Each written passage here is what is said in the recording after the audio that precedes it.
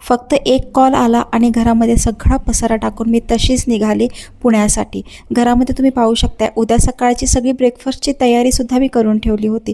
तसं तर विकेंड होता, हा व्हिडिओ शूट केला होता मी विकेंड शुक्रवारी रात्रीची ही गोष्ट आहे. सचिनचा एक कॉल आला आणि मला म्हटला की त्याला सुट्टी आहे आषाढी निमित्त, तर तुम्ही पुण्याला येता का. संध्याकाळी 8:30चा वेळ होती जेव्हा मला कॉल आला होता त्याचा, आणि म्हटलं की 9पर्यंत तरी बस पकडा म्हणजे तुम्ही 3पर्यंत याल. पण फायनली 9:30ची बस मला मिळाली आणि ती 10 वाजता निघाली. आणि बसमध्ये पाहू शकताय की आम्हाला समोरची सीट मिळाली होती.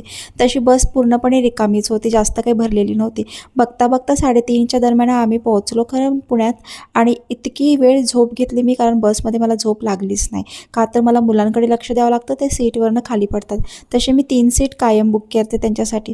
त्यानंतर बघा घरी आले, झोप वगैरे भरपूर घेतली. त्यानंतर इडली सांबारचा बेत, आंघोळ वगैरे केली, छान साडी नेसली. सगळेच म्हणतायत की तू तुझा वेळ, पैसा आणि सगळ्याच गोष्टी का वायाला घालवते. नवऱ्याचा जॉब पुण्यात असताना तू नाशिकला काय करते. तर दर 2 वर्षाला आम्ही शाळा चेंज करत होतो माझ्या मुलीची, आणि तिच्या एज्युकेशनवरती आणि तिच्यावरतीही जो परिणाम आम्ही बघितला आहे तो खूप वाईट होता. म्हणून ठरवलं होतं की नाशिकमध्ये आता जवळपास पुढचे 5 वर्ष तरी आपण राहायचं.